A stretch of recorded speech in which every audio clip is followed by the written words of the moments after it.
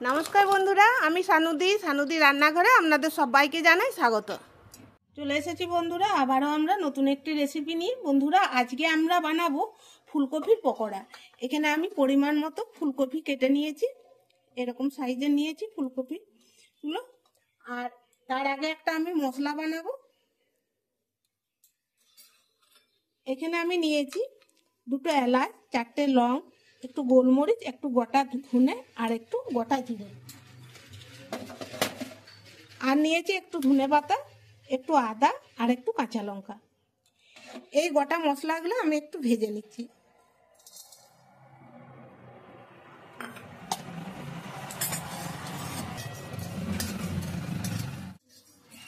মশলাগুলো ভাজা হয়ে গেছে, এরপর আমি নামিয়ে নিচ্ছি।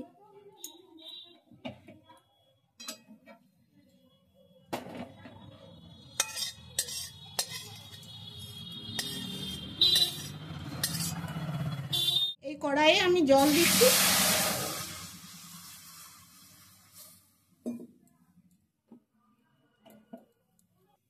দিচ্ছি 1 চামচ নুন, আর ফুলকপিগুলো আমি একটু ভাপিয়ে নিচ্ছি।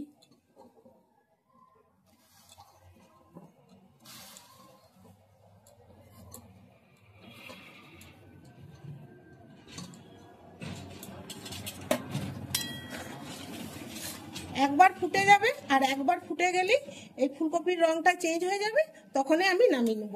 এটাকে সিদ্ধ করা চলবে না, এটাকে একটু জাস্ট ভাপিয়ে নেওয়া। বন্ধুরা, এই মশলাগুলো সব একসঙ্গে মিশিয়ে আমি বেটে নিচ্ছি। এ দেখুন বন্ধুরা, ফুলকপিগুলো ভেপে গেছে, আর দেখুন রংটাও চেঞ্জ হয়ে গেছে। এরপরে নামিয়ে নিচ্ছি।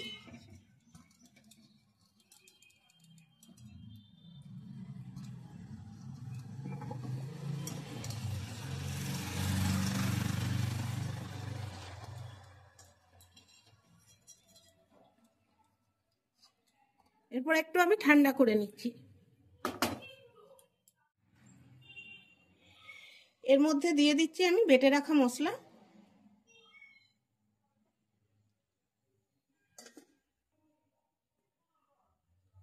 দিচ্ছি বেসন,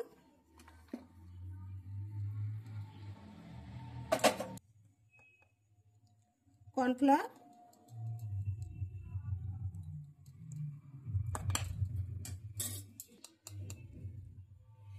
দিচ্ছি আটা।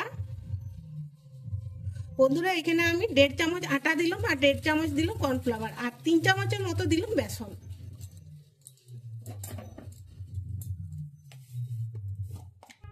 হলুদ পরিমাণ মতো,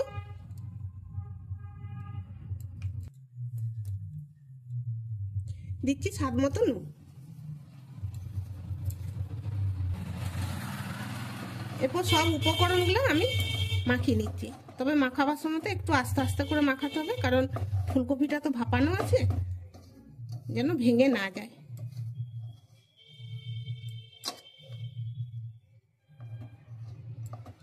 একটু জল লাগবে। এই মিক্সিটা ধুয়েই আমি একটু জল নিয়েছি, মিক্সিটাতেই আমি মশলাটা বেটেছিলাম। বেশি জল না, অল্প একটু জল।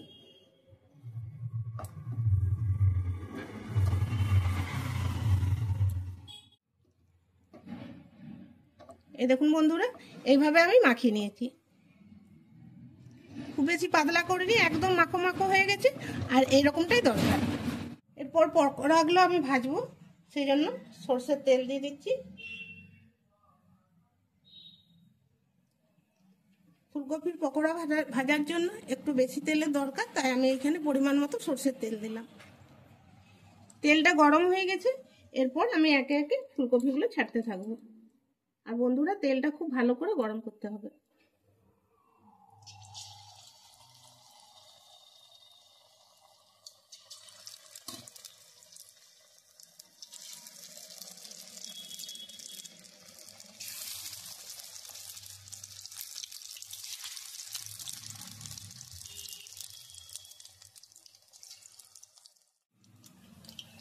এগুলোকে উল্টিয়ে দিচ্ছি একবার।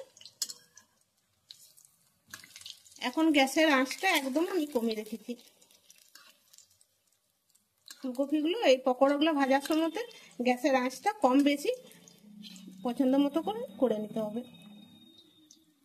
কারণ সবসময়তে ফুল আঁচটা দিয়ে ভাজা যাবে না, তাহলে কি হয় ভেতরটা কাঁচা থেকে যাবে আর ওপরটা লাল হয়ে যাবে। এই পকোড়াগুলো ভাজা হয়ে গেছে, এরপর নামিয়ে নিচ্ছি।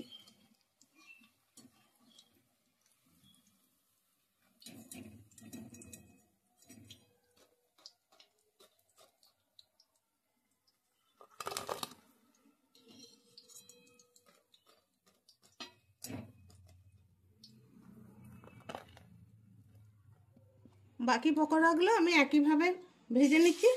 আর বন্ধুরা, এখানে আমি সর্ষের তেল দিয়ে ভাজছি, তো আপনারা চাইলে সাদা তেল দিয়েও ভেজে নিতে পারেন।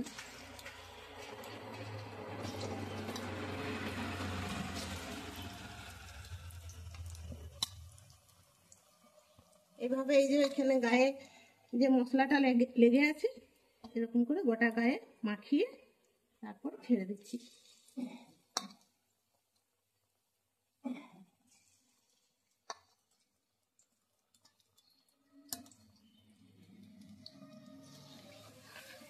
বন্ধুরা, এগুলোও ভাজা হয়ে গেছে, এগুলোকেও নামিয়ে নিচ্ছি।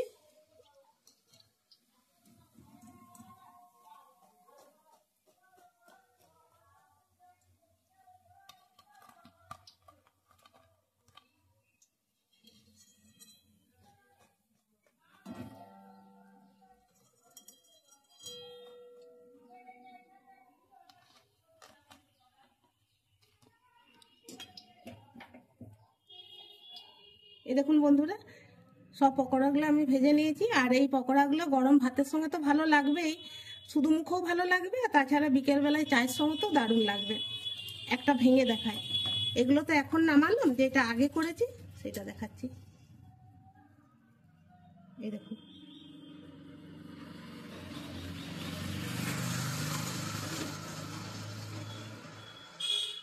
তো বন্ধুরা, আশা করব আজকের এই রেসিপির ভিডিওটি আপনাদের ভালো লেগেছে। আর ভালো লেগে থাকলে একটা লাইক করবেন, আর আমাদের চ্যানেলটিকে সাবস্ক্রাইব করে আমাদের পাশে থাকবেন।